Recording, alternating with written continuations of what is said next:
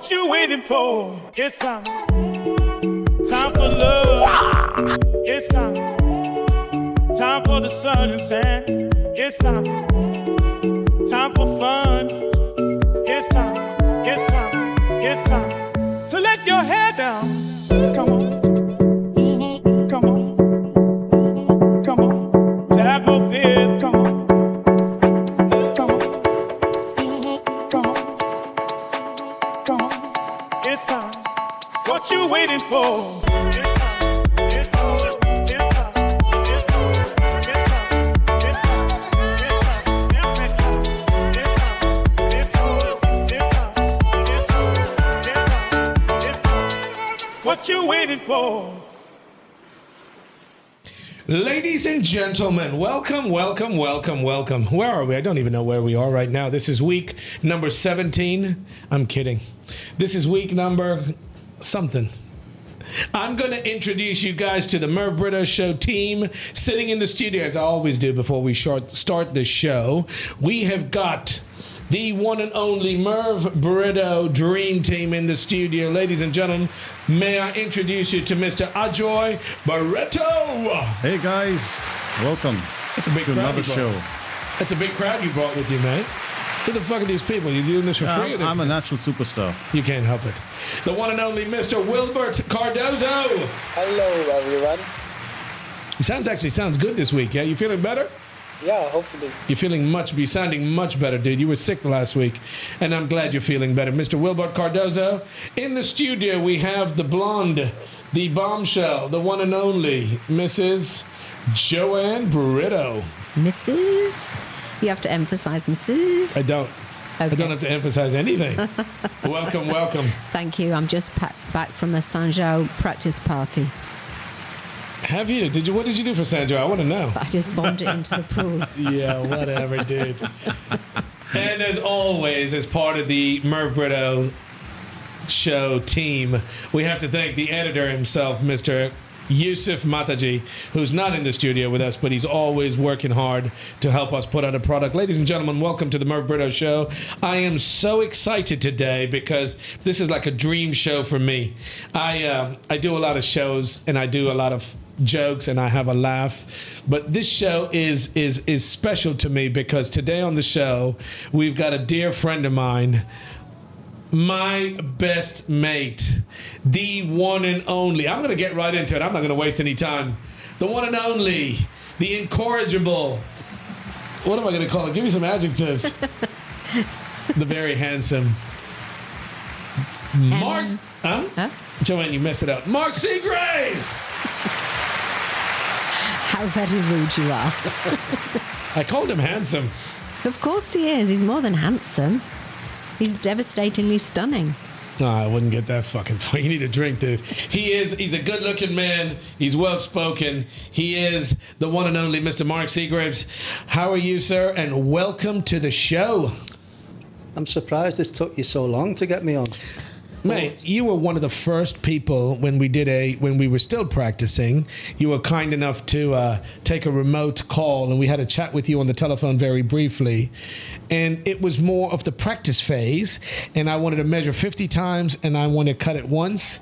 And guess what, mate? You are one person that I wanted to speak to because I know you so well, and I wanted to have a chat with you because we have these great conversations about sports.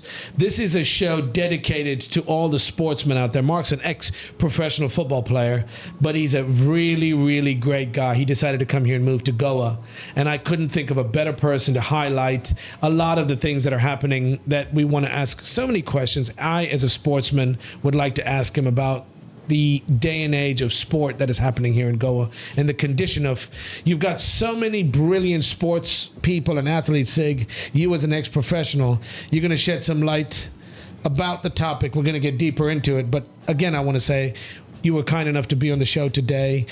You've been on the show before, but that was only a remote video call, no?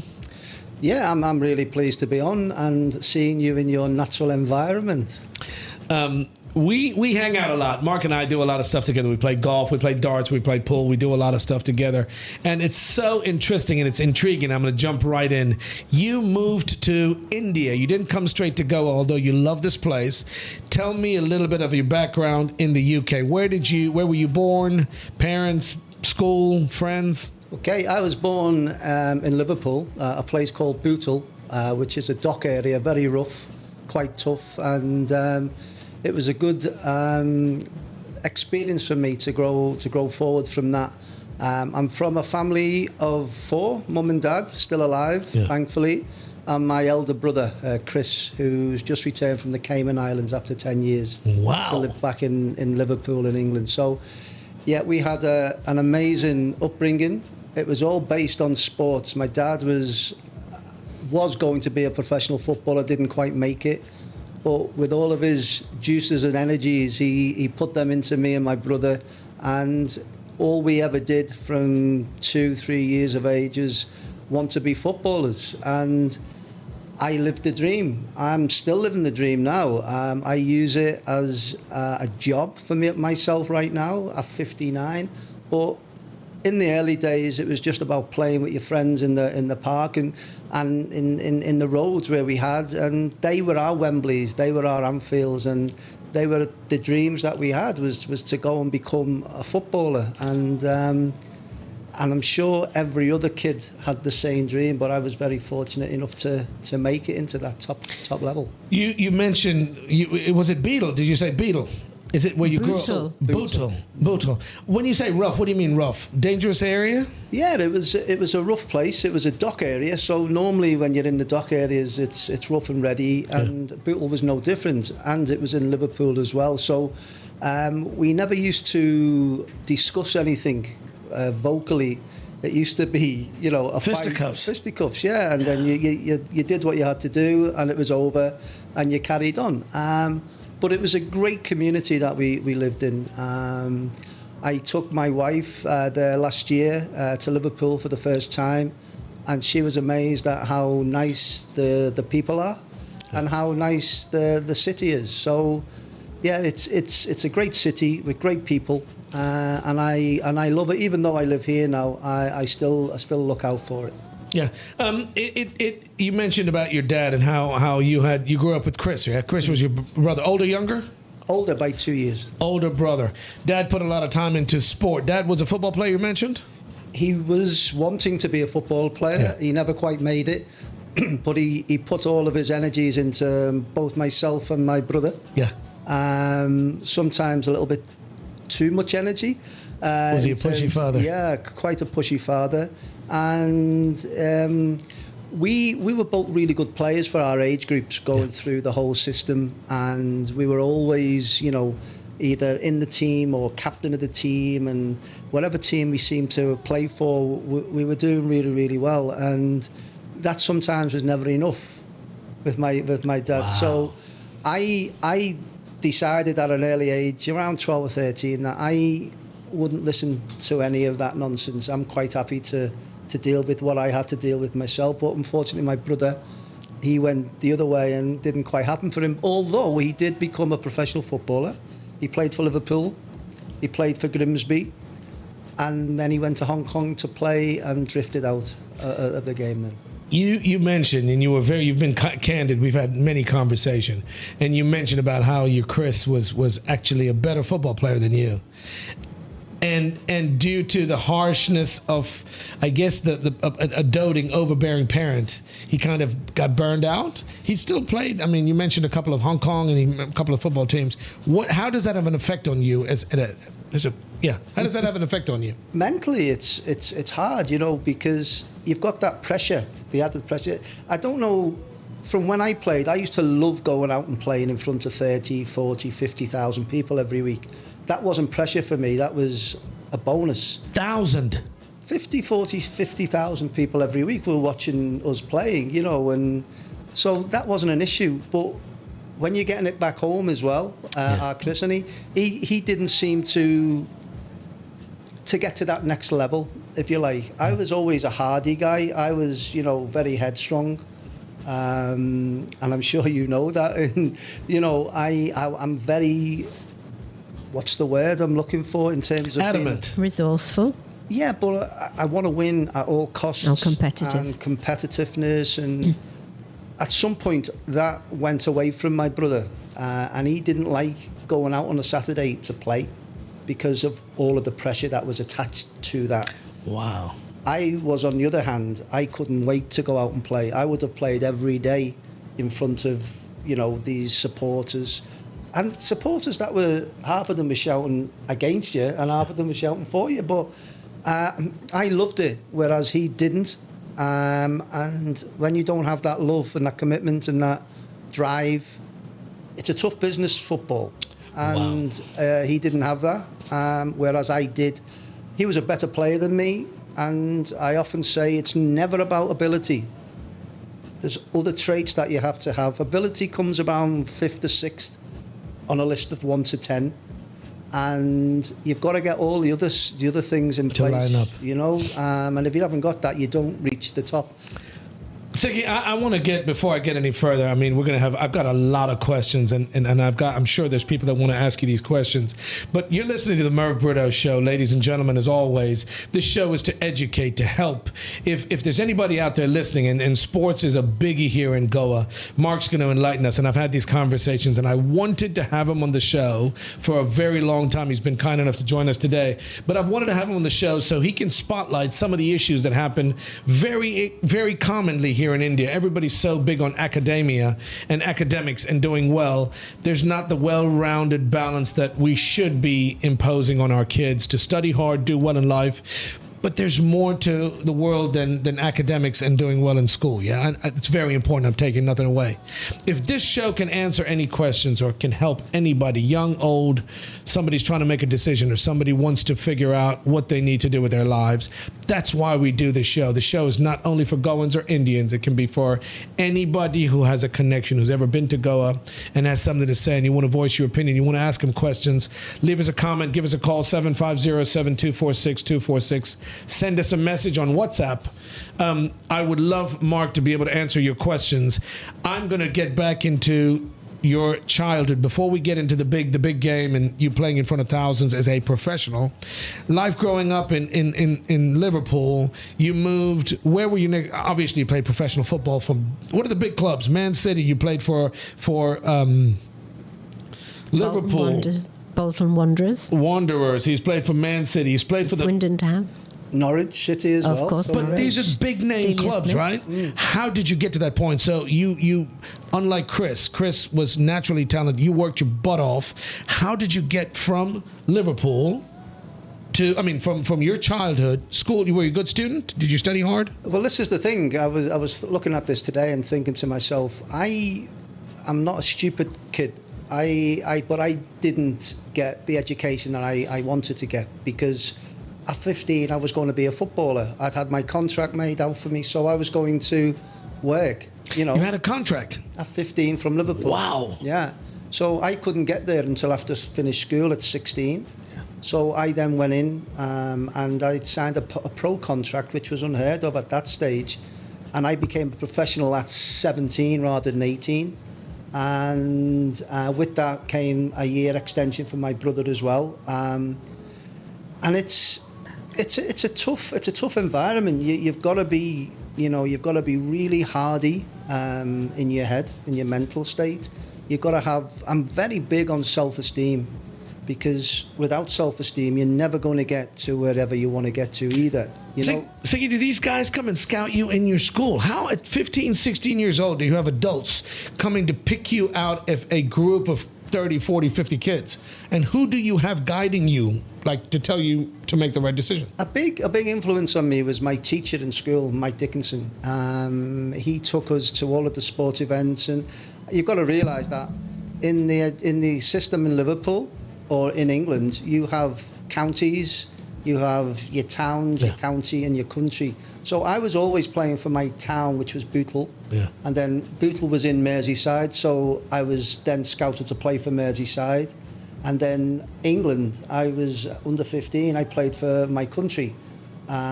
playing in front of 100,000 people at the, in Amazing. Berlin, at 15 years of age. And that gave me the drive and the hunger to, I mean, Liverpool knew they were going to have me by that time, so I'd already been scouted.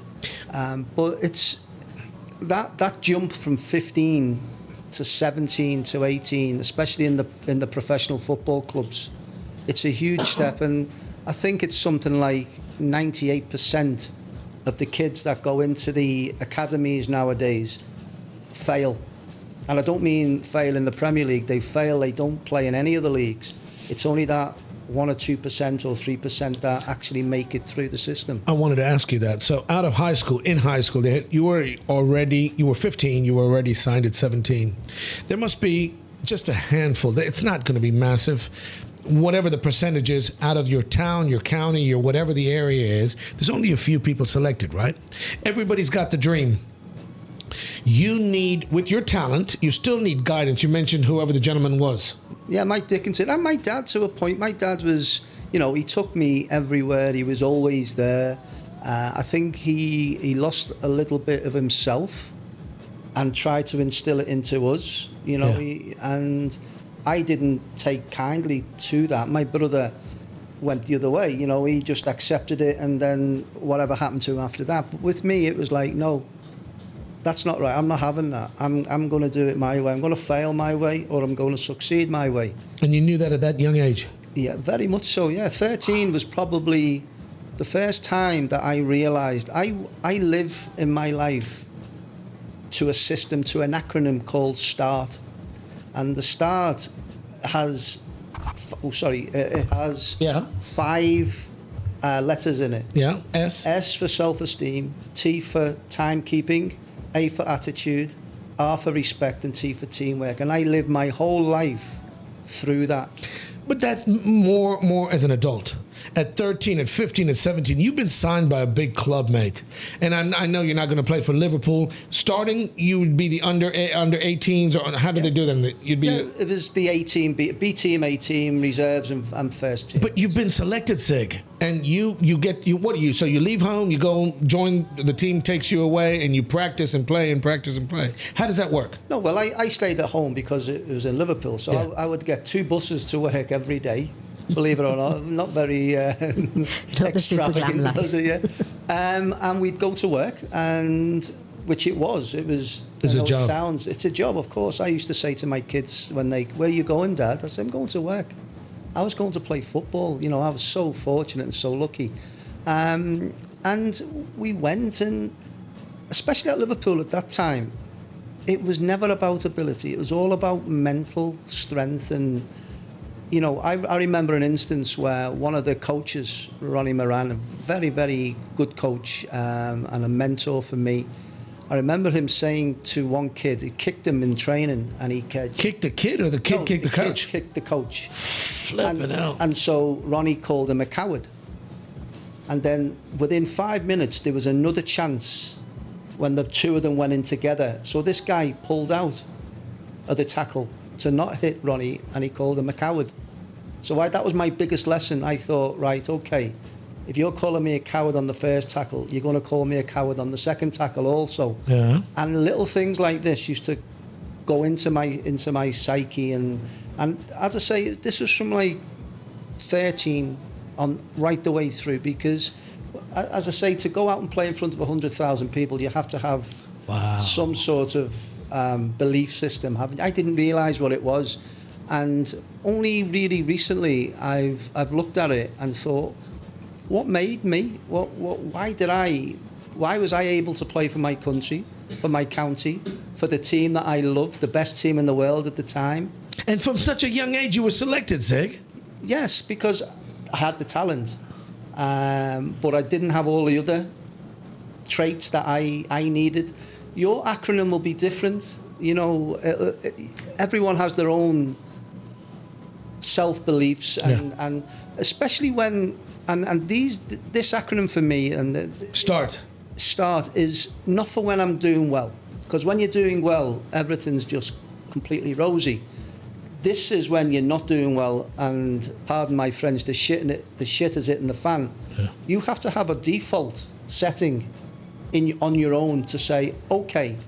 So self-esteem for me was really important. So if I had a bad game, or maybe my dad had said something derogatory to me or the manager, I had to go back home and think, oh, am I that bad?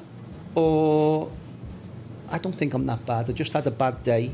So we'll go tomorrow, we'll go and train, and we'll do that. And you've got to build yourself up all of the time.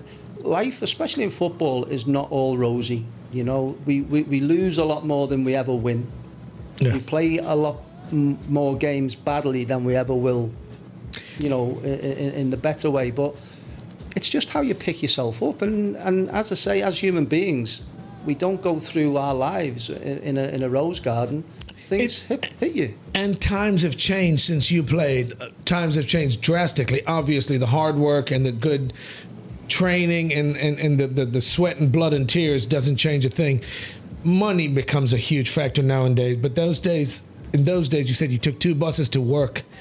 And you worked and you trained and they selected you and you played for a team that was like a big thing to do that age. You were already selected. You didn't have to get cut, or people weren't getting cut, right? You were playing for the team? No, what happens is you get a contract of 2 years. It used to be called an apprenticeship, where you had the 2-year apprenticeship. Yeah. If you're good enough, they'd give you a professional contract. So at that point, then you got cut, whether you were good or bad. I was lucky. I was better than everyone that was there. So, but I had to nurture that talent in my. I couldn't just. There's been players who have been better than me, without all of my traits that I fall back on. They didn't have them, so it was like feast or famine for them. They were either very, very good, or very, very bad. And when they were very, very bad, they couldn't deal with the criticism that comes with that. So you've got to be tough. You've got to be really tough mentally to be a top sportsman in any sport. I got to ask you one more question. It makes no sense when you just said to me that kids that were better than you didn't make the team. Is that part of the mental attitude, the hard work? Why would you get selected and somebody who's better than you potentially not get selected? I mean, it was difficult in terms of different positions on the field, but you know, you've got players with ability to die for who didn't have the necessary skill sets to stay in on a Friday night, not drink, train properly, you know, come into work every day and give it your best. And, you know, to be professional is the hardest thing in the world. Yeah. Because the day you need to be the most professional is the day you don't want to go into work, you don't want to train, you don't want to do that. Then you have to give 150%. And it's easy. The easy ones who give into it, they're the ones that fail. The ones who don't and persevere and try and get over the line again and get back to a level, they're the ones that succeed. I come back to Kobe Bryant in basketball. Kobe Bryant was considered the Black Mamba. He had that mentality. And you've got, I want you to mention this. Joanne, my wife, is a huge footy fan. Obviously, she knows Mark very well. She's got 100 questions I'm going to ask you. Mark, what is this acronym again? Mention. What does START stand for? It starts for self-esteem, timekeeping, attitude, respect, and teamwork. These are just the tenets that you will have been brought up on from your mum and dad and everything else. But not everybody. Not everybody. In the growing up process, lots of these traits are taken out. And with me, timekeeping is equally as important as self-esteem, believe it or not. And we live in a society, India, where IST is Indian stretchable time. Individual standard time. And it just shows a professionalism, doesn't it, when not to be late. And you know from me that I am never, ever late for anything, you know, as opposed to... Hey. Bad track record, Merv. Watch it. That's something that is so important is nowadays, in this day and age, people are so busy doing whatever they have to do to make ends meet, to work hard and make money and pay the bills. But Siggy, I go back to the old days and I know the same thing. My parents were the same way. They were very strict on your appearance, on your values, your morals, and the choices you make. And I love that. So anybody listening out there, you want to be successful, you don't have to be the best, but you've got to have ideas and you've got to have principles, morals, and values. And sometimes you're lucky enough to have parents and family that that do teach you these things, and sometimes you're not. But if you want to be strong and successful like Mr. Seagraves did when he was a very young footballer, you've got to come up with a mindset that, you know what, I'm going to be better than the next guy, and I'm going to work harder like Kobe Bryant did when he was a basketball player. He was in the gym before everybody else, and he was the last one to leave. Mrs. Britto, you want to ask a question? Well, yeah, I wanted to also make a comment that we were brought up in different times. So obviously we were brought up at a similar time. And mindsets and thinking were very different then. So it's obviously your mental attitude that really stood you apart from, you know, those who succeeded and those who failed, because you were at Liverpool at a time when it was in its original glory days. So that's an additional pressure that you've got on your back also. Absolutely, and I was very fortunate. I've done a lot in my career in terms of played for my country and played in a major cup final. My biggest achievement in football will always be making my debut for Liverpool. I only played twice for Liverpool. More than the country. More than my country, because the team I got into was the best team in the world at that time. And as an 18-year-old, to play in a semi-final as it was... Look at that picture, dude. That's you. That's me and my brother. I'm 15 there. He was 17. You guys are huge. Look at the size of this. I was going to say, look at the size of this picture. Look at the size of these guys. Chris... Is that Chris on the right and you on the left, yeah? I can tell by your legs, man. But you've got fucking I'm going to sexiness. ask Joanne here, what is the famous stand behind there? It's got to be the cop. The cop, yes. Hey, what are you talking about? What is a cop? What do you mean? What's a stand? That's the famous stand in the stadium at Liverpool. The spying cop, it was called. And that was a night we both played for the reserves together. Yeah, it takes me back with the... I was going to ask you, old did you Crown ever... Paints logo. Yeah. You did get to play with Chris. Oh, yeah, on lots of occasions, yeah. No I kidding. mean, I was still at school at this point, so it was very rare that a schoolboy would get into the reserves, because we had, in the reserves at Liverpool, you had the players that didn't play on a Saturday in the first team were playing in the midweek, and yeah, I've got fond memories of playing with Chris, but also at Anfield, and, you know, even though there's nobody there, yeah.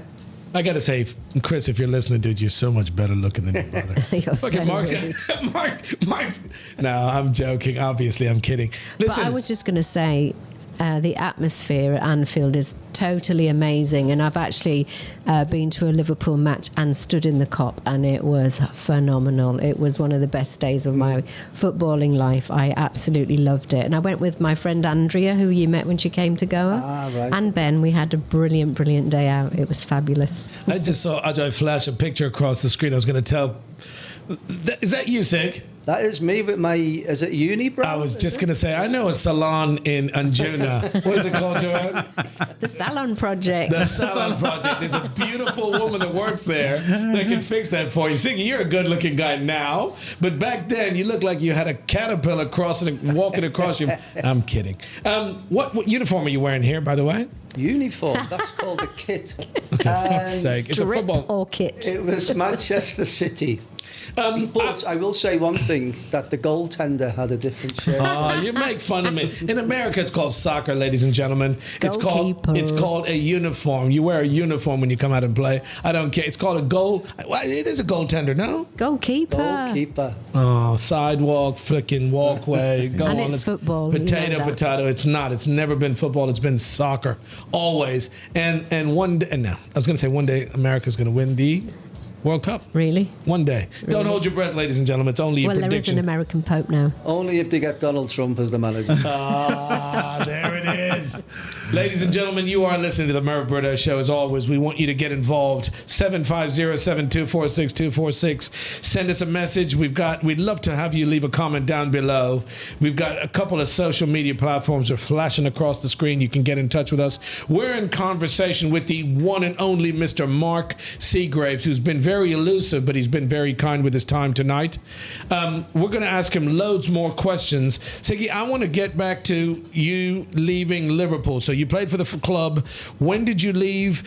We're going to get to Goa. We got to get to Goa sometime soon. When did you leave home? You joined the club. You played at a very young age. I'll give you a quick tour of my career. I went from Liverpool to Manchester City because after playing twice in the first team, I realised that I wasn't good enough to play on a regular basis, and I would only be in the reserve team. So I went to another club called Manchester City, who at the time was still a big club, but they've obviously metamorphosised into what they are now.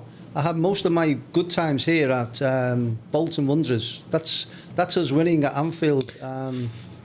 Was that the That uniform? must have been bittersweet.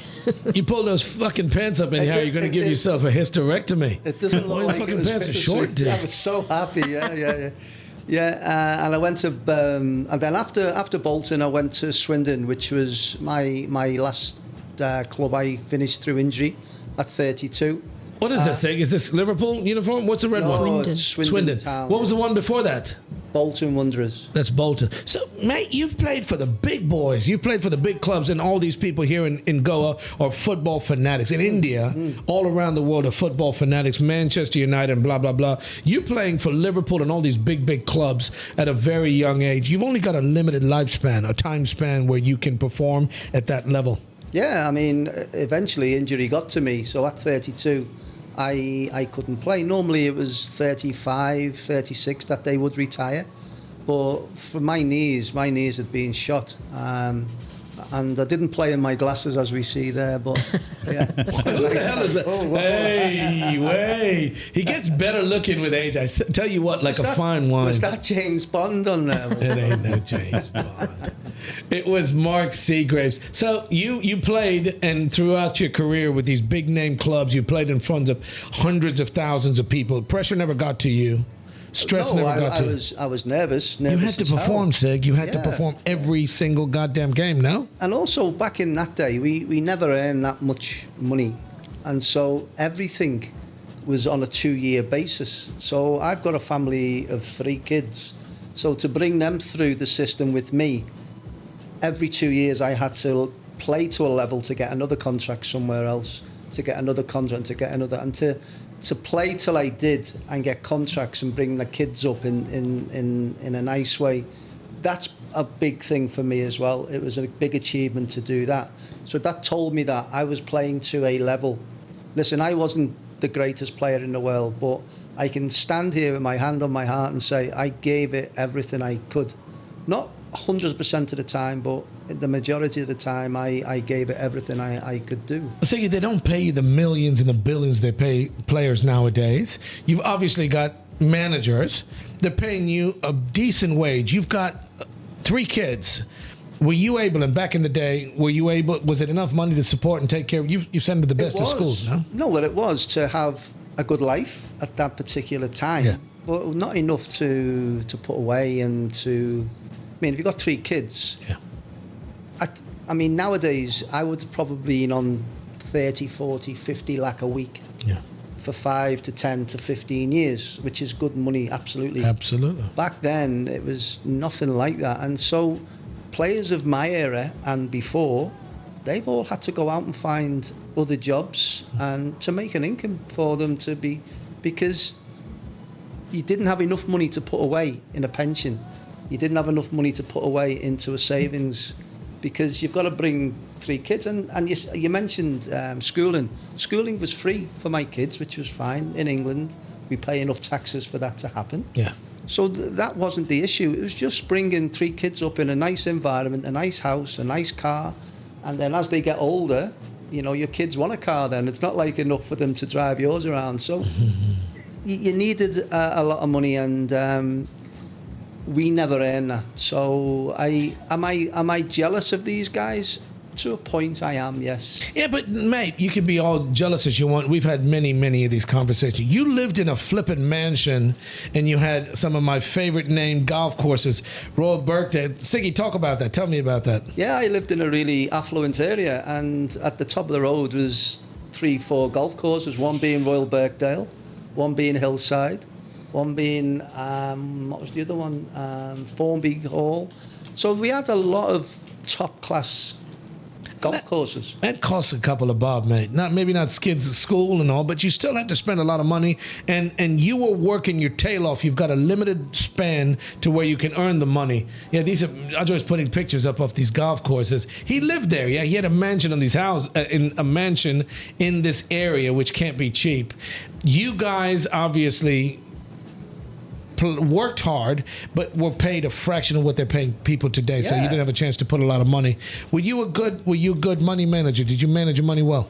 Well, I say no, because when you've got 3 kids, there's no amount of money that you can have. It'll get spent. Yeah, but the kids aren't spending the money.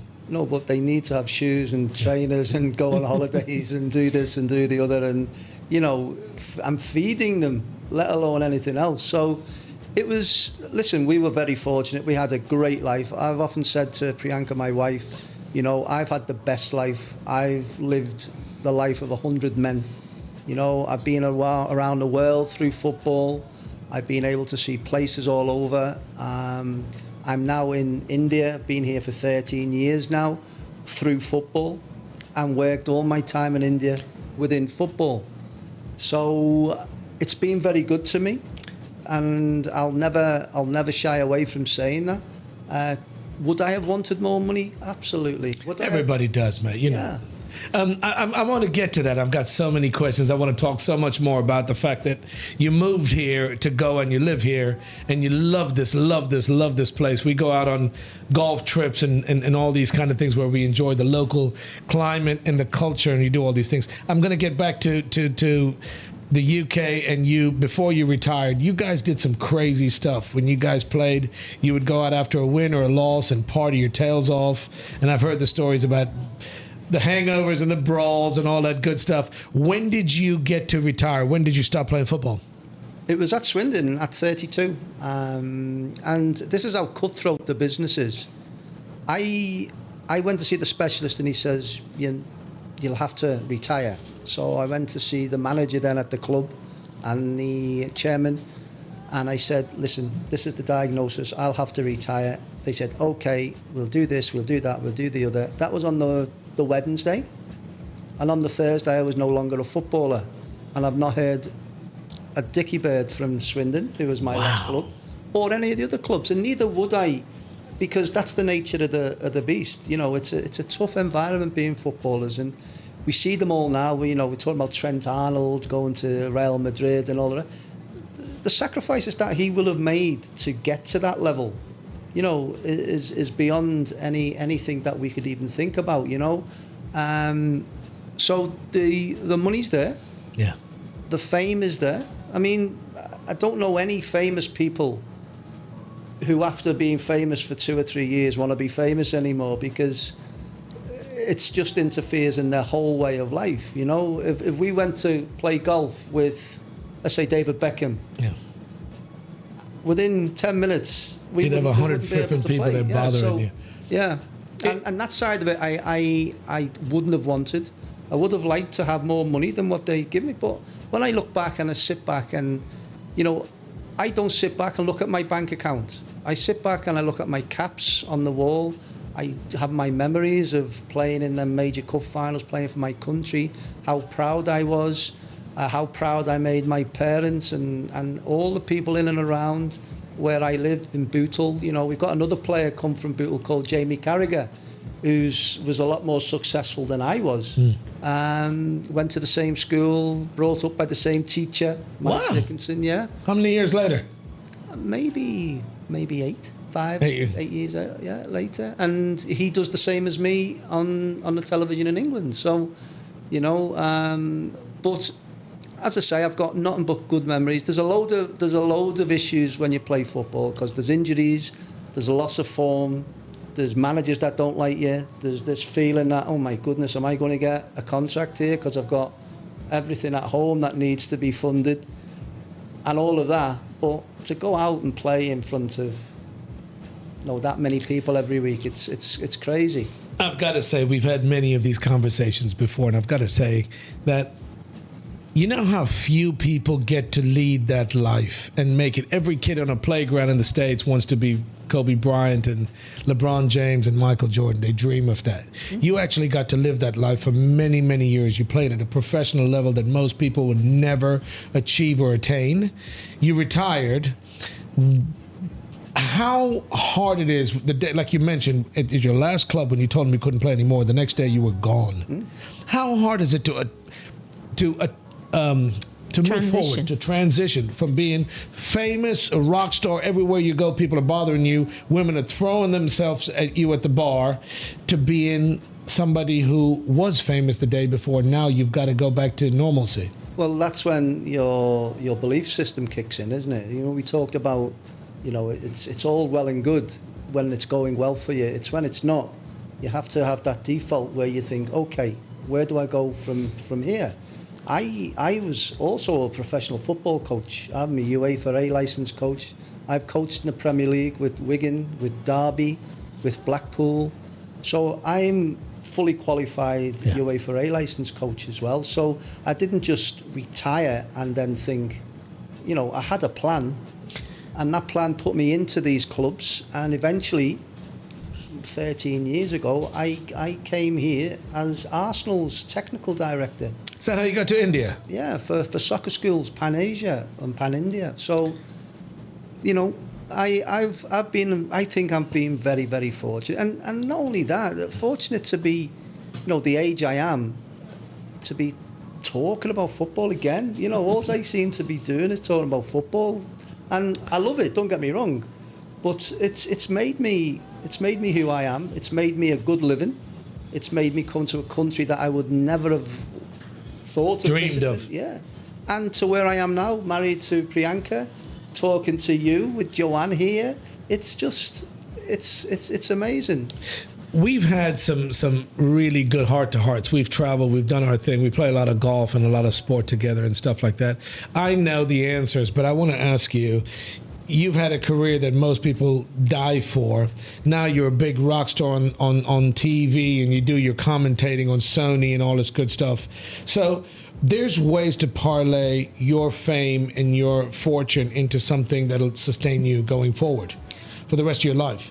But that also took a lot of discipline, Sig, even after you stopped. You had the START acronym that we talked about for young people out there listening. You can have all the talent in the world, but if you don't have the discipline, you're not going to get very far. You finished playing. You retired, basically. You came to India as a coach, you mentioned, for which club? Arsenal soccer schools. Where in Arsenal soccer schools? Where? Which Delhi, part of India? In Delhi. And you worked in Delhi for how long? 2.5 years. And was that something? I mean, it's a transition because you've never been in India, obviously, before. It was a shock. Culture shock. Absolute culture shock. Yeah. Beyond anything that I'd, you know, ever thought, because, you know, when I first arrived in Delhi, I don't know if you've been to Delhi Airport. Around Delhi Airport, it's really nice and gardens and different stuff. And then you hit Gurgaon, as it is then, and it's like, I'm thinking, what's happened here, sort of thing, you know?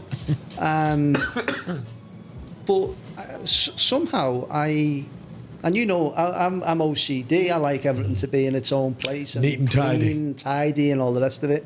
And somehow I managed to get through in Delhi. It's a tough place to live, Delhi. Not only for English people who've come here, a lot of Indian people that don't like, you know, struggle to live in Delhi. You've come here as a coach, though. You're big time. You know what I mean? You're recruiting people in India that are not as... Listen, in the States, in the UK, they farm kids from a very young age. You're taught how to play. You practice. You've got coaches. You've got trainers. You're scouted. You know exactly who the good, the talented, the not so talented. Now, you're coming and doing that in a place where... I'm going to get to this, and I want to talk so much more about the fact that sport here in India, and you've got the largest population now, the second largest a couple of years ago, but you've got the largest population of Indian people. I guarantee you've got the talent. You came here as a coach for Arsenal. You moved here, and at that time, what was the scene like as an ex-football player to come here and do what? What was your job? What were you scouting? What were you trying to do for people here? I wanted to make footballers. You know, I wanted to give them the right education, i.e. from a professional football coach. You Yeah. know, not somebody who has kicked the ball around with his friends. You know, there's far too many coaches like that who are coaching kids, and they're coaching in the wrong way. So we came with this vision that we'll have soccer schools across Delhi and across India, and you know it didn't quite work like that because there's a lot of things that happen in India, and you know how can I ask for a football that's 750 rupees when people are struggling to Trying to make ends meet. So, but as I got through a year, I was thinking, okay, everywhere I was going, whether it was going to the malls, and there's a little story. I used to go to the mall so I can get frisked, because it was the only human contact that I was getting at the time. Yeah. So anyway, I used to walk. I know a couple of dudes here that were frisky for free, by the way. You're a good-looking dude. And all the parks that when I first came, it was all cricket, and then it started to just a little bit of a shift, because to play cricket, it's expensive, isn't it? You need cricket pads, you need a bat, you need a ball, you need wickets, but for football, you just need a football, and you can put your jumpers for goal posts and stuff like that, and it's so much easier to do for so many people. Yeah. I'm trying to wreck your joint here. No, it's okay. Yeah, and I've seen such a shift. And from Delhi, I only lasted 8 months in this job, by the way, because of that 750 rupee ball. They wanted 100, and me with my background of being OCD and professional and I wanted to give the kids the best. I didn't want it for me. I wanted, let them have the proper ball so they can understand. And my vision was always just one of these kids will either make it as the Prime Minister and think sports is really, really important in people's lives, which it is across the world. You look in America, scholarships in England, but in India, I mean, I got to a stage, and I don't want to sound political here, but when they get to 12th standard, everything stops, whether they're good at music, whether they're good at football, for academia, for these exams. And I understand exams are important in a nation of how many we've got here. But the world's changing now, and we've got to have, other skill sets. So say, for instance, be a good player on the guitar. You might be the best player in the world. You'll earn a fortune. You might be the best footballer in the world. You'll earn a fortune. Not everyone can be a doctor. Not everyone can be a lawyer or an engineer, And I'm sure in the room with us, people will have gone to school to do A and found themselves in a job that is D or E or whatever. So we find our way eventually. But don't take that vocational skill sets out of our kids. We've got to keep nurturing them. Even in the arts, and being an artist or being a singer or whatever, give that as much credence as the education. Listen, we all have to be educated, of course we do. But there's only so many toppers. The rest of us are just average students trying to make a go at it, aren't we? And there's more to life than just your education. Don't take anything. Listen, I am a big believer in education. A proper education can set you for life. But I do believe, and I was lucky enough to have the parents that I did, and our parents always instilled in us. It was a different age and time, obviously, than I'm talking about nowadays, but our parents always instilled in us. Education is penultimate, important, very important, but you've got to have life skills, you've got to have other things you do, extracurricular activities, sports, health, whatever you do to make you well-rounded. And balanced. Balanced, well-rounded, all that good stuff, yeah. I've got a lot of questions to ask Mark about Goa. I want to get you in here. Well, so you moved to Delhi. You're a coach. You mentioned for Arsenal. Mm-hmm. You at one point, were you not selecting kids to go to the UK to play for big clubs? No. I realised I had to have a pathway for these kids. So if they were going to be coached by me, and they were getting better and better, I had to have a pathway for them. The pathway was to go to the UK with the clubs that I'd been at, to give them a trial and to give them that exposure to understand what it means to be a 12-year-old at an academy in England as opposed to being a 12-year-old in India. It's chalk and cheese, It's the night and level. day. So I wanted that exposure to be had. And so consequently, after about 6 to 8 months, I opened my own soccer schools. And we had 2 soccer schools in Delhi, and then we moved to Gujarat, believe it or not, to Surat. And I spent a year there setting up these soccer schools. And at every juncture, football was starting to become, especially with the youngsters and the younger generation, their kids, it wasn't cricket anymore. It was football, and we've alluded to, the big teams, Liverpool, Manchester United, Man City, Real Madrid, Barcelona. There's a lot of teams now that are getting big following in India. But things have to change, and mindsets have to change. It's nothing wrong with being a footballer all your life, like me. I was an academic.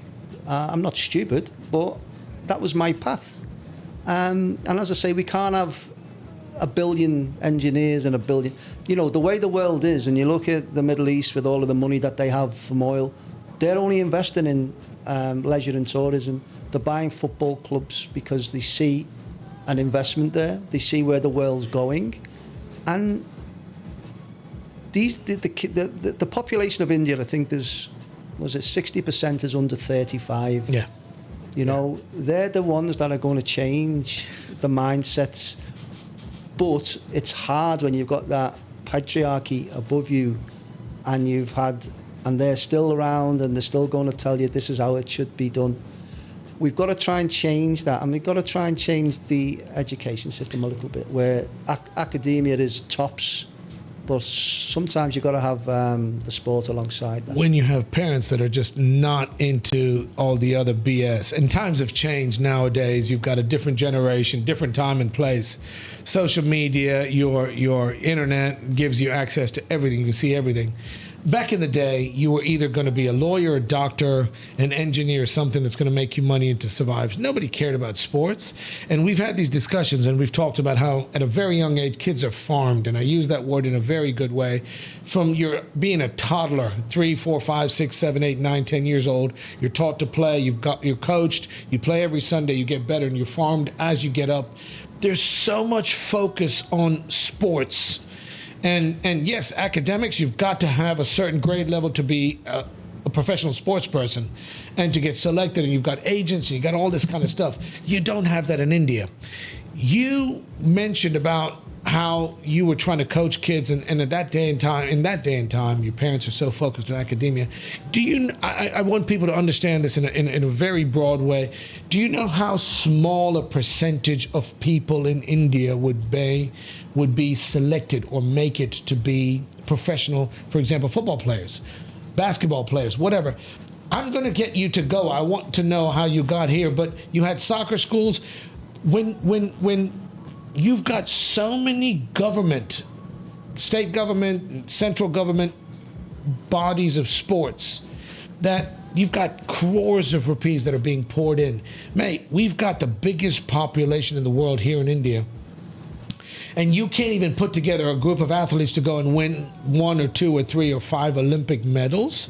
It's a sad state of affairs. And that's only because it's a state of mind, isn't it? It's, sport is not on the agenda in any of these schools that you go in. I used to go in and see the principals and ask them, could we hire their pitchers and whatnot? And he said, we haven't got any pitchers. And then I'm looking behind it, and she's got a wall filled with trophies. Maths trophies, French academics trophies, whatever. Or none of them were for sport. Yeah. And at that point, that was when I was in Delhi. I was always looking to try and change the mindset of people, and it's very, very difficult. I'm sure your mum and dad and Guy's mum and dad, they have their own opinion. Yeah. And being a very patriarchal society is not many people go against what dad says. Now, I am a firm believer. I'm 59, and I believe experience doesn't give you knowledge. You can be experienced at doing the wrong thing and saying the wrong thing for 50, 60, 70 years. So not everything that the older generation say is going to be beneficial to the younger generation. And I think at some point, the younger generation are going to have to, stand up against it a little bit and give their kids, their offspring, the opportunity to sample. That way, we look at Virat Kohli, multi-millionaire, Dhoni, all of these cricketers, even the footballers, Sunil Chetri, very wealthy kid, playing for India, playing for Bangalore in the ISL, or Bengaluru as it's called now. So there is money to be made, and not just as a player. You've got analysts, you've got physios, you've got doctors, coaches, trainers, a myriad of jobs there, and all good, decent paying salaries. Yeah, but they don't pay the bills here. And I know you say good salaries, but you've got so much talent in a country with such a huge population. I played basketball with a couple of guys, and we've had a great time, and these guys, some of them are good and all, but the one thing you always get is there's so many organizations, official organizations, that run all these different agencies. Mm-hmm. You've got Here and Go, you've got the SAG, and you've got all these, and everybody's got egos, and I'm better than him, and I'm bigger than him, and we're going to make more decisions, and you can't do this and that. And in the meantime, the talent you have, you're talking about the Sunil Chetri, whatever. You've got you got FC Goa. You've got talent in India where they started the football league, the soccer league, whatever it's called here. You've got the talent, but you've got so much BS, and you've got to get through in order to get to that level. It's a very small percentage of people. But in the meantime, Sig, you've got to pay the money, and you've got to jump all these hurdles with all these agencies, these sports governing bodies. Yeah, there's a lot in Goa, the GFA, SAI, the SAG, all with committees, all with chairman on the committees. All and the politics that go along with it, no? Yeah. But what we've got to get to is a situation where we're giving the kids the best opportunity to get on. To excel. If we're going to put them on football pitches with there's bricks on, and I've had parents go, yeah, we used to be like that when we played. And I said, well, it wasn't right then. It's certainly not going to be right Absolutely. now. So we have to put in the infrastructure, whether that's through a lot of money that goes to where it's supposed to go to, or as opposed to where it shouldn't. And we need to educate, so get good coaches in. India has the population. India has 5 Lionel Messis right now. They'll never be discovered, though, Mark. They'll never be discovered. Because of that. There needs to be infrastructure. Goa's got loads of infrastructure and lots of good places. You've Girim at the back. You've got Para have got a good pitch. Salvador de Mondo have got a good pitch. Sangolda have got a good pitch. Kalangut have got a good pitch. Kandalim. They're all good pitches. And these kids are training on them, but they're not getting coached properly. And they're not getting anywhere. They're not able to use the pitches. You got to have permission. You got to have this, that, and the other. But when they get to 15, yeah, they go down this. You've got to do well. And my friend said it's a waste of good study time having a vocational. When you get to 15, that in the eyes of the school and in the eyes of the parents, no, you're not going there because that's a waste of good study time. What hours you were going to do there, and I'm never going to change it. I'm not going to change it. It's going to take a lot to change it, but it will happen. Not in our lifetime. But maybe not in my lifetime. But I was going to ask you one thing in terms of government having the drive to be able to invest in these kind of things, because England, Britain, the UK, they weren't renowned for their sports prowess.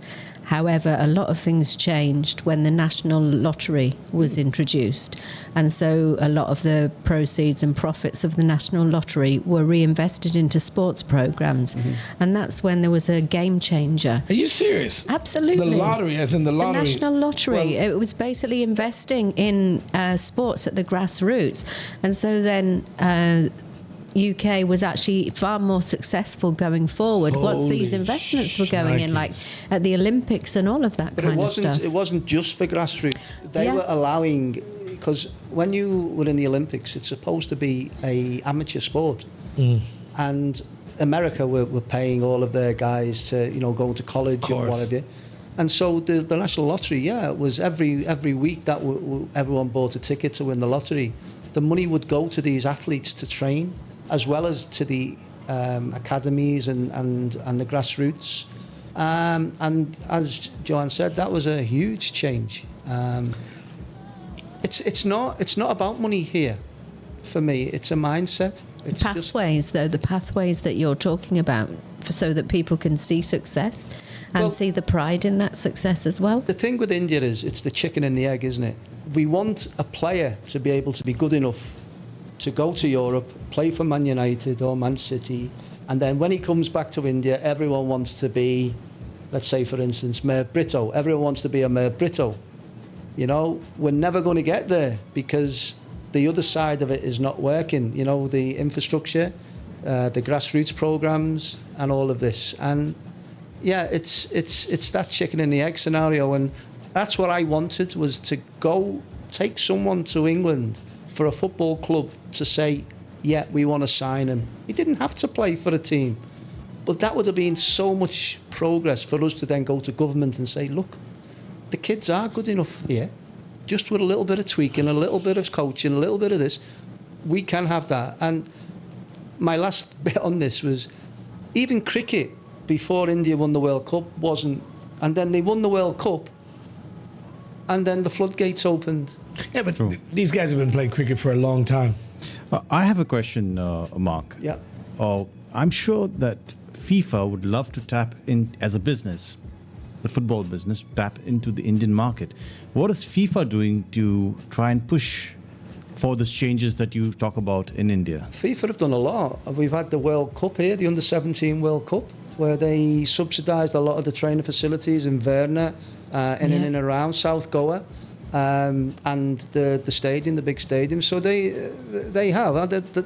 They're not stupid, are they? They're not going to give a government who, let's put it lightly, you know, the money doesn't go to the right channels on lots of the occasions. They're not going to keep putting money into this when it's not going to get to where it needs to get to.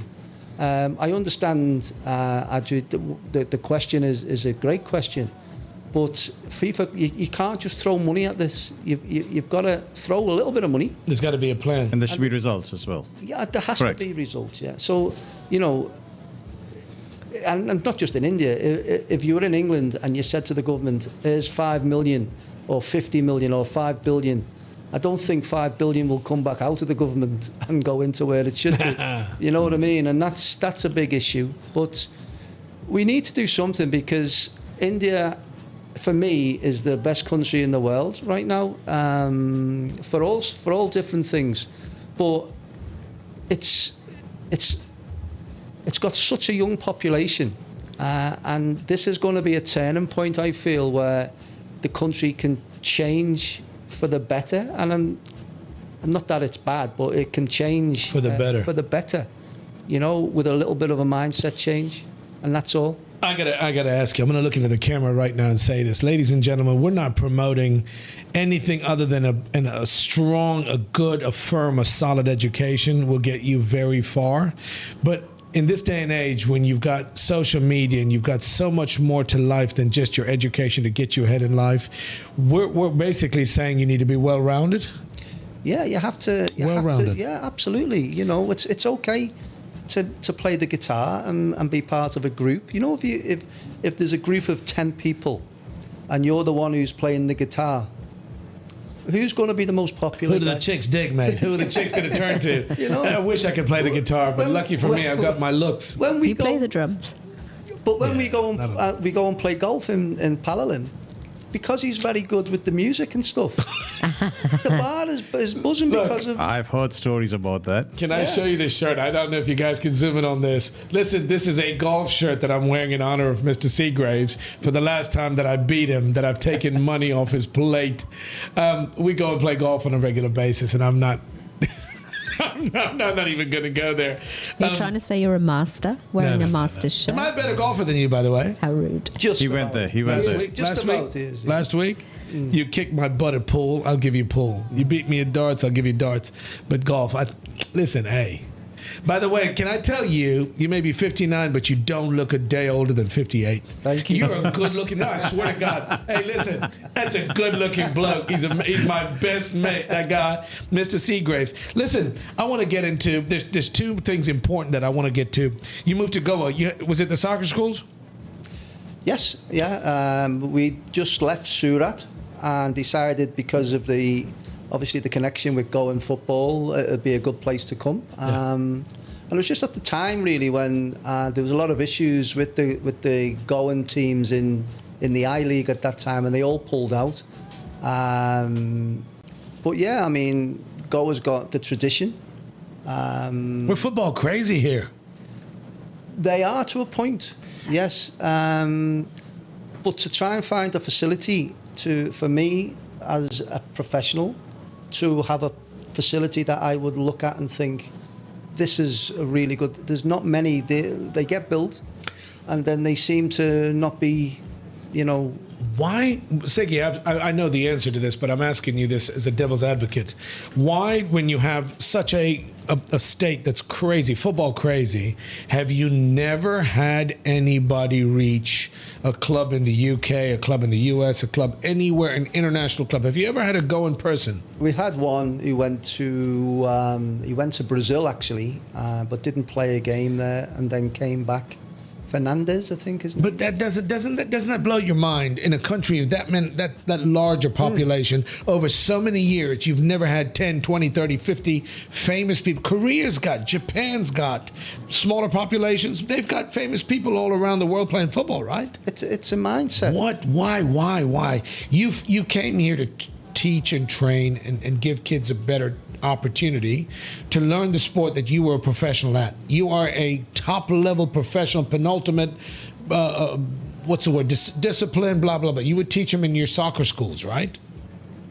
You had a harder job trying to convince the parents that other than academics, they need to focus on, listen, you come to the soccer school once a week or twice a week, and you've got to go home and study 7 days a week to excel. Yeah, but how do you convince the parents? I think in India as well, or especially Goa, we're coming into the monsoon season now, so we can't train. There's no facilities to train indoor. Why don't we have an indoor facility, my friend? We have one. We have one in Donapaula, Bambalam, called the Mukherjee Stadium, which was made. It's not Donapaula, is it? No, it's in Bambalam, but it's close to Mukherjee is indoor?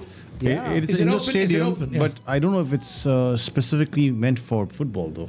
No, I've been in. I met a guy called Prabhu Desai to discuss it many years ago. To be able, it's a 3/4 pitch, and it caters for basketball, netball, and football as well. Is that the one that was built for the Lusophonia games? The Lusophonia games, yeah. And it doesn't get used. Well, it does when the Swamis come in and for like markets and stuff like that. Yes. Conventions and all that. Yeah, because it's a cash cow for them. They'll get a lot more than. I used to feel really bad about it because that's especially in the monsoon. There should be kids coming in and out of that stadium in busloads. Being able to train in a dry environment, if you like, because no one trains. So if you're looking at making a footballer, yeah, in England, in America, in wherever, they train 12 months of the year. Here, they miss at least 3 months with the monsoon, and then another month for education, for the 12 standard, and so how can we think about building a player when everyone in England and Europe are going the other way, so ahead of them? But that's the thing, Mark. You've got people, I guarantee there's people listening right now that are saying, you know what, we've got such a massive population. It's not been last year or 2 years or 10. America started getting serious and focusing on football maybe the last 10, 12 years, and they're killing it. 70s they started to get a lot of not players. 70s, right? Yeah, they did. The New York Cosmos. Yeah, New York Pele In the came 70s. over. Yes, of course. But okay, the States, forget it. The U.S. I'm saying in a place like India. You were talking about places here. You live locally and you love living here in Goa. But you mentioned Giri, you mentioned Para, you mentioned Kandali, football grounds. Mm-hmm. Why are you not having people? Forget the monsoon and the rains. You can still play in the rain, right? Well, no, you can't, and they don't because. Oh, that's the best, Marky. But we live in an environment now where your kids aren't allowed to get dirty or wet or anything else because they'll get a cold or they'll get this, they'll get that. But we used to. Yes, you used to, Yeah. but not We anymore. used to love it. Willie. We used to love it, actually. Willie. Do you not remember looking forward to playing football in the rain? Yes, I do. So why do we not have more professional Mark Seagraves level football players in Goa, from India? Forget about Goa. You've got the talent in Goa. You've got FC Goa, right? That's only a small minority. Siggy, you telling me it's the facilities, the lack of facilities? It's the lack of will to want to do it. It's a lack Of will on whose part? On which behalf? Well, Players? No. Talent? No. Then On authorities, as we said, we've got so many authorities here. Listen, the Churchill brothers have just won the I-League. Exactly. They've gone into the ISL this year, which is a brilliant thing. They're from the south of Goa. Yeah, so brilliant. You know, it's great, but the standard that they're going into. But I must say, I don't know if you are, but back in the day, we used to have a very vibrant local league here, a football league. And I tell you, when I say they were fans of football, I remember as a kid, when we used to travel to Margao, these guys used to come in open buses, and with full fanfare. It was amazing time. I felt that there was potential for football then, but it's all died out. I don't know what has happened. They've killed the local league here. it's not local only, Andre. It's not It only. was local with the Dempo clubs, Yes, the Salganka Salganka. clubs.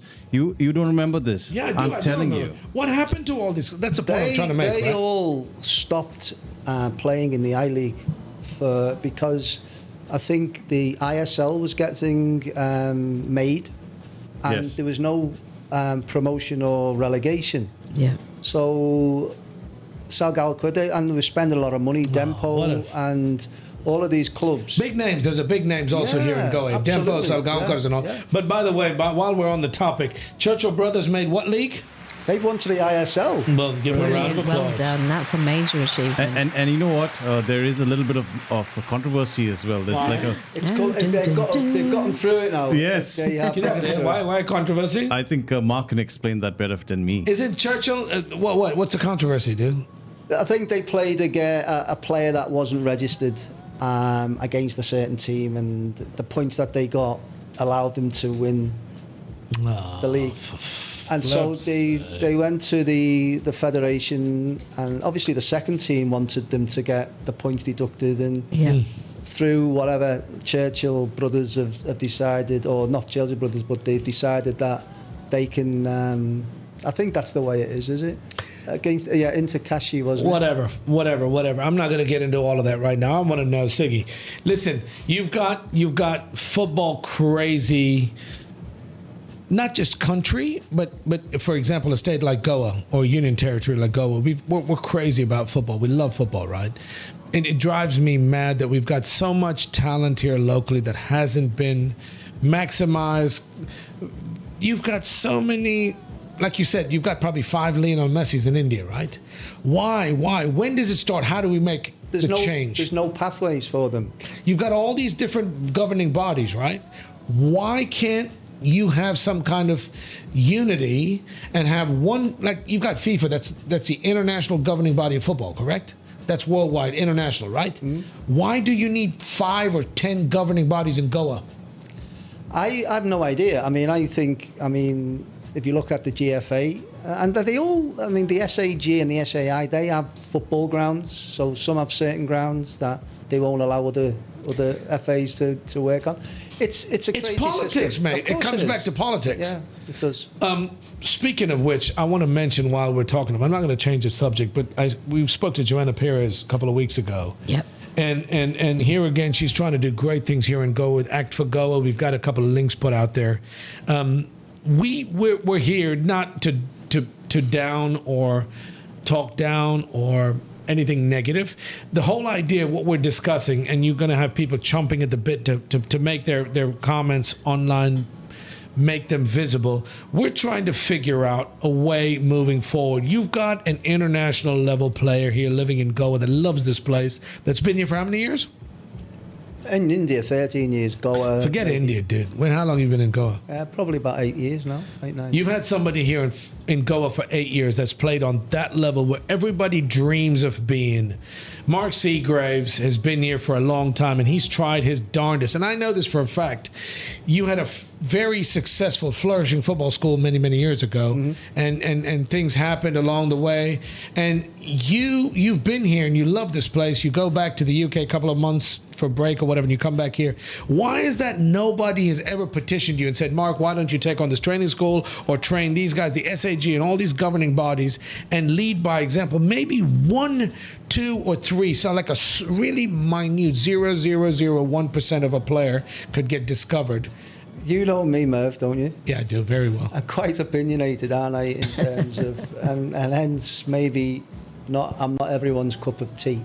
Interestingly, you say that there's a job going at the GFA for a technical director, and I was looking at it to maybe send my CV through, but I don't think I'd last a long time in there because, you know, I think what we need to say, this mindset needs to change. And if you've got people that have been on the committee for years and years and years, they're stuck in that way, and I would just be an obstacle that they, you know, probably don't want to overcome. But that's the sad part about it, right? And the rest of us suffer.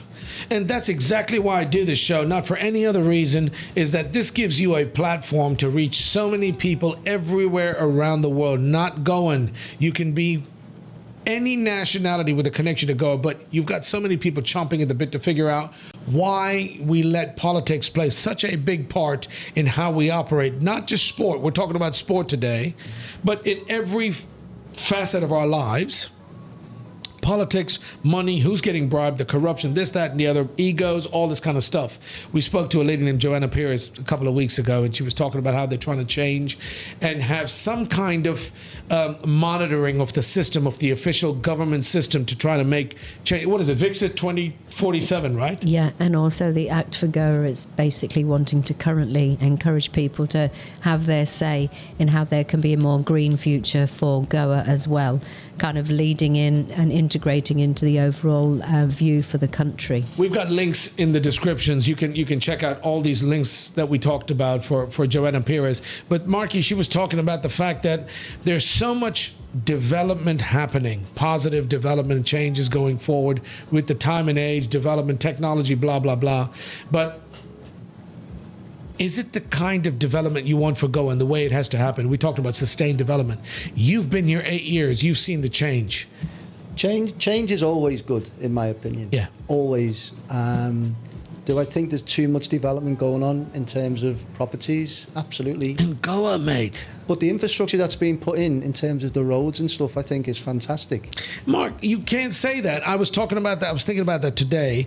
You don't have proper planning and infrastructure. What they do nowadays is you'll put in pipes, you'll pave the road. A couple of weeks later, somebody else comes and put in wires. They'll pave the road. Somebody else will come. It just continues on. There's no proper future planning. Somebody's getting paid. Somebody's making money. And the same thing comes back to sports. So I know what you mean. You're developing like any other big city, but that's not what made this place special. But it's the mindset, isn't it? You know, if we're going to continue to do what we do, which is tarmac the roads, let them be not tarmac properly, then get another contract and so on and so forth, then it's going to be like that forever and a day. It needs just to change, as I say, a mindset, both with the sport, but also, but I think the change for Goa has been good in terms of the infrastructure. I think it's not been great now for when you're living here with all the dust and everything else, but I think in time, when we look back, we'll think that was a really good decision to be implemented. But I'm not sure with all the hotels and villas and everything else that's going on. Too many. It's overdevelopment. It's overdevelopment. You don't have the people that listen, we talked about Goa and we love this place. And the reason we do the show is because we're big fans of Goa and we want to make it. We want to put our opinions and voices out there. The goose that laid the golden egg was the tourist that came here to Goa, that enjoyed this place. We spoke to your wife a couple of days ago about yoga and the reason people came here, and they love to come to Goa to do all these great things that they couldn't do anywhere else in India, right? So Goa's got a special charm, a special something about what makes people want to come here from all over the world and spend whatever amount of time they can to spend in Goa, right? We're talking about sports and why in a place like India, which is massive, the largest population in the world, in a union territory like Goa, where we can't come together and make sure the politics is taken out. And out of these 3, 4, 5 different, you mentioned all these organizations, why can't you take the politics out and really focus? If you genuinely care about talent in Goa and in a country like India, you can't put together a proper Olympic team. You can't have players reach an international level, being so big. And there's money, Mark. You've said this to me. There's so much money involved. Why can't this happen? Why hasn't it happened in all these years? Well, you mentioned it, didn't you? And I'm not going to say it loudly, but corruption is an issue. You know, the money has to go to the right places at the right times. You know, and as you say, there's been enough money put into it. But I remember when I was in Delhi, they'd had the Commonwealth Games, and there was a lot of infrastructure that had been built. And it just went, there was no upkeep of it as soon as the Commonwealth Games stopped. And even before the Commonwealth Games happened, it wasn't done properly. And so, you know, they had like a journalist's room with no electric points and stuff like that. You know? Are you kidding? Yeah, and so it was right next to a place called Akshardham Palace, and there was this big football arena that had just gone to rack and ruin. So, as I say, I'll always say it's a mindset, and that needs to change. I've always, obviously, I'm very passionate about this place. I love Goa, and I want to see this place excel. Overall, in India, we've got a huge population. It makes me really sad because you've got natural talent, you've got natural, what's the word? You've got talent, you've got natural imports and exports. You've got a country that has a huge, massive GDP. But why can't we? It always comes back to corruption. And I can say it, I don't give a shit. I'm going to say it out loud. No matter where you go in India, it always comes back to money and corruption. Whether it's the government, it's paving roads, it's infrastructure, it's whatever the case may be. We've got so much that we can do so much with, unlike a lot of these countries around the world, and yet they outshine us. That hasn't changed in decades, Mark. You still don't have like I asked you earlier, you don't have one internet. You said Fernandez or something, yeah? Mm-hmm. We should have flipping 25 over the last 25 years, people that have come from India, from Goa, that have excelled and top of the. Korea's got what's that dude's name? Son's playing in the Premier League. Japan, these small little countries, mate. Mm. And you have countries that are tinier, like 1/10 the size of India, that have made the Olympics or made the World Cup qualification, whatever. This is never going to change, not just in Goa, but in India. Never going to change until we figure out a formula, a way to take the money and the corruption out of the equation and actually focus on giving people a chance to excel. So you've got the talent. I'm going to sponsor you. I'm going to give you the kit. I'm going to give you the coaching. I'm going to give you the tickets. You've got to go and prove yourself. Use your talent and make us proud. But after all of what you've said, and I agree with a lot of it, India is still the best country in the world. I agree, and you live here. We talk about it all the time, man. All the resources. It's got everything, that it needs to be a very successful country, apart from a mindset, and that needs to change. And once we do that and understand that maybe the corruption levels shouldn't be as high as they are and the money will get to where it should get to, we'll see it. But it's all about education as well, and I mean that from a sporting point of view. Get good quality coaches in and you'll get good quality players or athletes back out. I agree with you. And also, just going back to what Mervyn was saying, we had Joanna Pires on the show a few weeks ago, and she has basically been promoting the fact that Goans and the Goan diaspora can actually start being involved in the overall consultation process for Green Viksit Goa. Mm-hmm. So essentially, so that it can be a more transparent process, so that people can actually have a say. And so she was saying that this is the opportunity for, because Goa's at a crossroads. Across India, there's 1.3 billion people, and the choices that India makes can make a change for the whole of the world, and by leading by example. And I've just gone on to the Green Visit Goa website, and they are actually also asking for people to give their feedback on sports. And one of the topics is basically saying there's no systematic efforts to spot and support young and dedicated talent in sport. So we've got until the 30th of June to be able to participate in this consultation process. So there's a Google form that we can all fill in also. Get on there and fill that form out. We talked about it when she was on the show. Green Visit Goa. I don't know. It's called Act for Goa. Where's the form? Goa. Yeah, go on the Act for Goa website and you'll be able to click on it. Green Visit Goa. Okay. Ajay, you wanted to say something. I just wanted to say, Merv, that it's more than anything else. I think we need a change of attitude. Like, you can see that Mark has, firstly, a love for the game, and he wants to impart that love to the younger generation. And we never see that in India. We never see that in Goa. I think that is the attitude you have to start with, and then everything will fall in place. Yeah. Very true. Very true. You know, this guy, I know, I've known this guy long enough. I've known him a very long time, and he genuinely loves this place. He loves Goa. He met his wife here. By the way, we spoke to Priyanka a couple of days ago, and I mentioned this on International Yoga Day, and we had a really, really lovely conversation. They met here in Goa. They've been here. She moved here. He's moved here. He's lived here for 8 years, and whenever we talk, he's always so happy as a professional, he's famous, he's on TV all the time. So you're on Sony, whatever, you do your show. You did a show, you started doing a podcast, by the way, with Arpit, right? Mm-hmm. What's it, On the Mark? On the Mark with Arpit. So that's a podcast, right? Yes. So we need, what the fuck, what is that? Sorry, excuse me, what is that? Hey, who is that? He's the man. Do you know whose chair that is? Jesus H, who is that? Sunil Gavaskar's chair, that. Sunil Gavaskar is like a god here in India with cricket. You sat in his chair. That was in our studio, yeah, when he was. Isn't he tiny? Isn't Sunil Gavaskar like 3'2"? I don't know. Well, he is. Yeah, he is short. What happened to your neck? Where'd your neck go, mate? What happened to your neck? The point I'm trying to make is this guy loves Goa, and it's a shame. And I've said to Mark, that's a good-looking picture of you, man. I think that's doctored. That is AI. That is generated by AI. Does that make me look half intelligent? I laugh and I joke. Listen, Siggy, we're coming to the end of the show, and I'm sad about this. And this is not going to be, I said to Priyanka, that's not going to be the last time you're going to be on the show. We need people like you to come out here and promote what's happening, what's good and bad, about putting the word out about how we can make a change. She spoke about yoga. You're speaking about sports. The fact of the matter remains, you love being here. Yes. You've chosen to be here. You make your living, and it's all football related on the TV, and you do your thing. What are some of the best and your favorite things to do while you're here in Goa? What do you do for fun?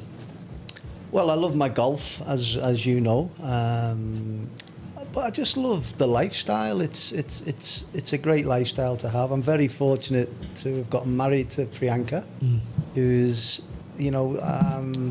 she's got a heart as big as a lion. She's a lovely girl, and I've fell on my feet with her. I've got good friends as well.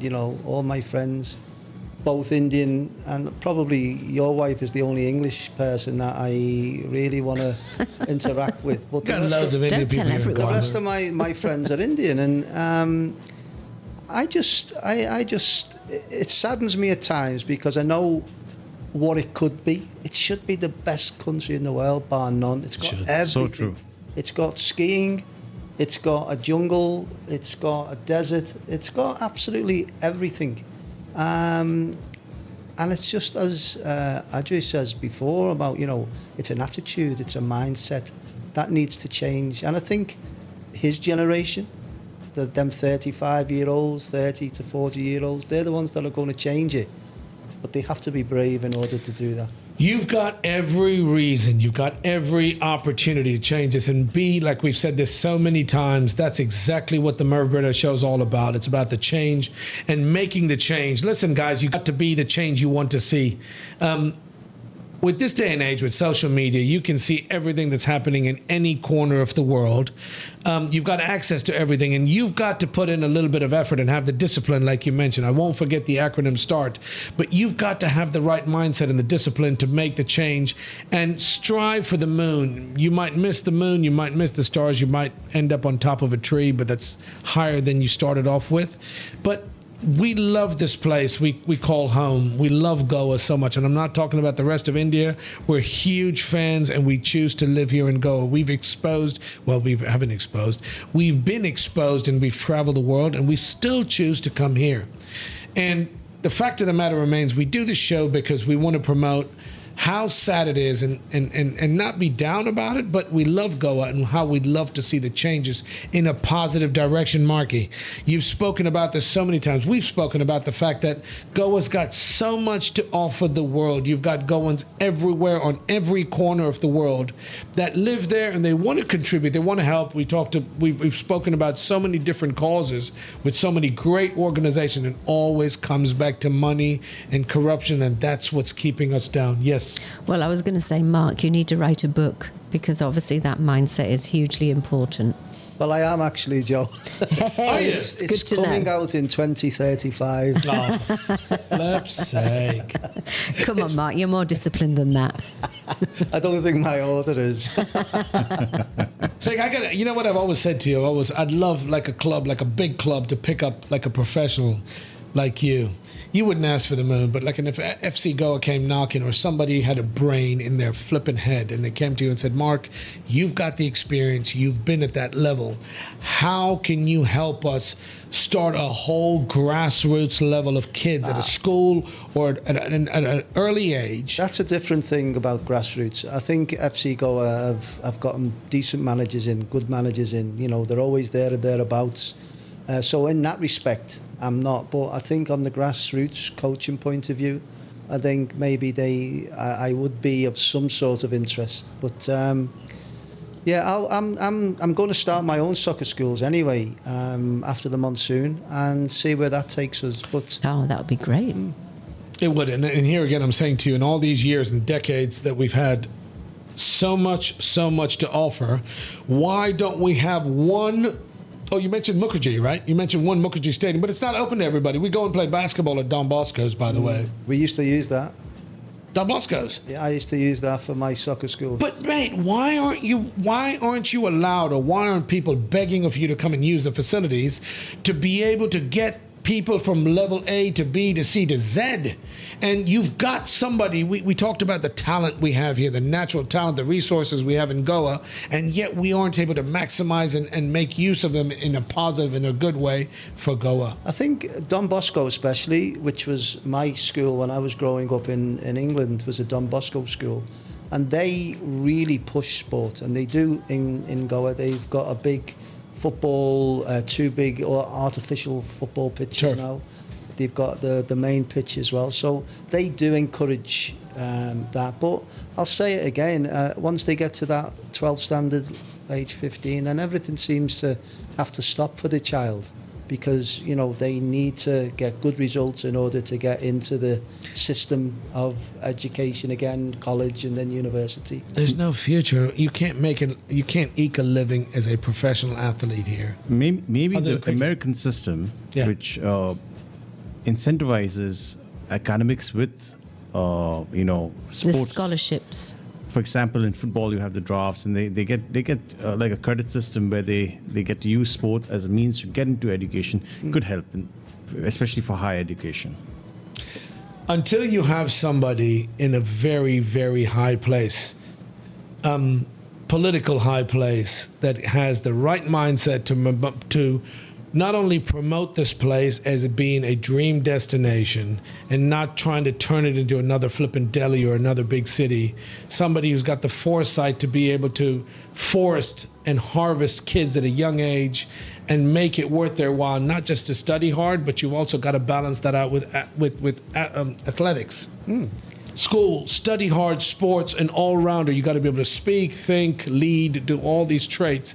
But there's got to be money. You've got to have some money involved to make people pay attention. I just want to say something as well with this, is a healthy body gives you a healthy mind, and it's been You should do proven some yoga. that when you're healthy, your brain works better. So your education and your academia is going to be far better with that. Yep.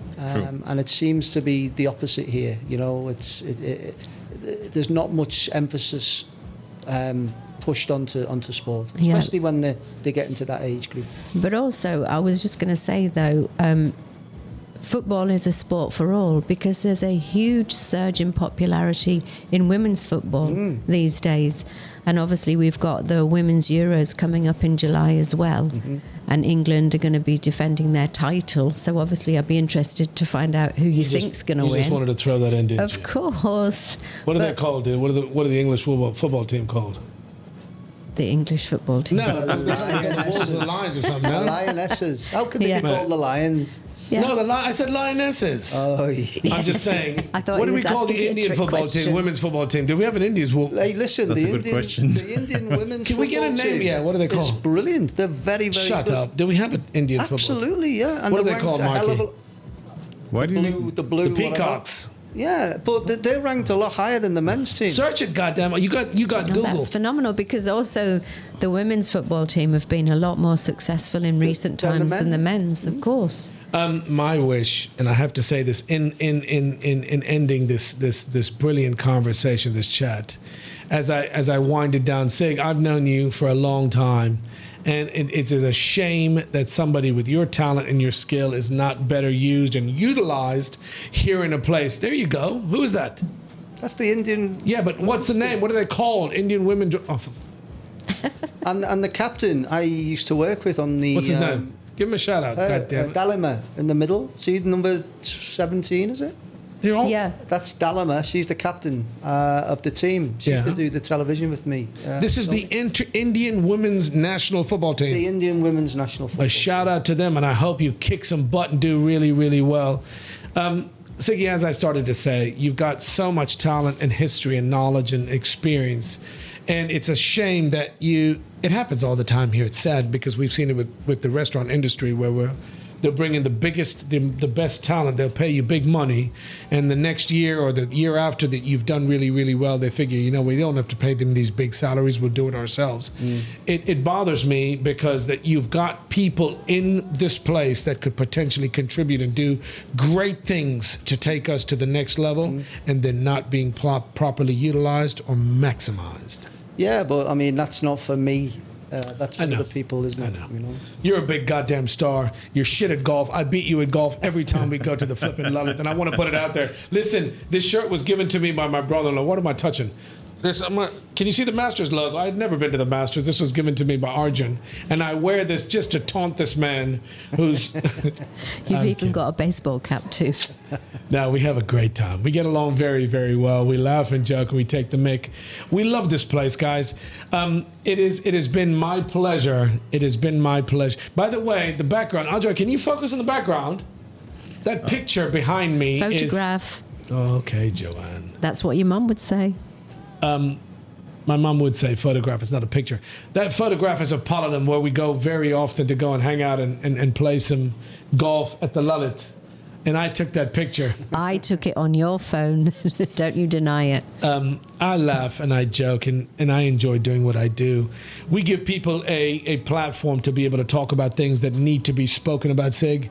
I really do appreciate you taking the time to do the show. Been a pleasure. We will do this again. 100% we will do this again. I might be easy on you on a golf course after the show. Okay. But in the meantime, I want to say thank you from the bottom of my heart, from our whole team, for taking the time to be on the show. Somebody that as popular and famous, as busy as you are. You can catch Mark. You want to put a plug in? Busy. Yeah, whatever, dude. Not You're the on, busies. He's on flipping. Not He's popular. on Sony. You're on Sony on a regular basis doing the football, right? Yes. Yes.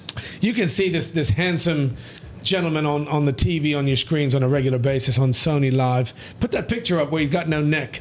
Put that. No, not that. He He's got actually loads looks of good in lovely that picture, photos. mate. That's a good looking. That's what Priyanka saw on him. Ladies and gentlemen, once again, I'd love to thank you for tuning into the Merv Britto Show. We do this every Sunday, and this show wouldn't be what it is without you guys and your interaction. Please like, share, subscribe, click the notification button, Ajwa, you're looking at me because you. What? Tell me what you want me to say. No, I was just looking at you, Merv. You're doing something funny over there, so. Facebook, YouTube, Instagram, or X. The MervBrittoShow.com or the MervBrittoShow.com is the website, no? Look for the Merv Britto Show. Show us some love, some support. We'd love to hear from you. Post your comments down below. For right now, we're only on YouTube. Yeah, we're broadcasting this on YouTube and on our website, themervbrittoshow.com. Facebook. We are on YouTube. We are on Facebook, but we need your love on Facebook because we want to go live there. So please like, follow, and subscribe if required on that page, please. Ladies and gentlemen, it's been an absolute pleasure once again to thank the great Mark Seagraves for being on the show and being such a pleasure, such a blast, such a fun time. We want to say thank you very much. We'll be here again next Sunday. Are we going to ever start doing this on Facebook? That's We'll what get he's there. saying. We'll get there. No, but we're not broadcasting on Facebook yet, Joe. No, I know, but he said you need to like the page Like, so share, that we and can subscribe. start doing live. We'll see you next week. Happy Have a great San João. week for San João. Yeah, we need, hey, San João, right? Yeah. We would like to say that San João is what? St. John the Baptist, no? Yes. Have a brilliant week. Willie, you want to say something? Yeah, go and grab the mic. Sangre. Sangre mare. Sangre आमचे. Sangre. Sangre. Clapping करता तू का सांग. चल. Have a great Sanjay, everyone. Viva Sanjay. Ladies and gentlemen, until next Sunday, thank you for watching the Merv Britto Show. We will see you next week. Have a great week.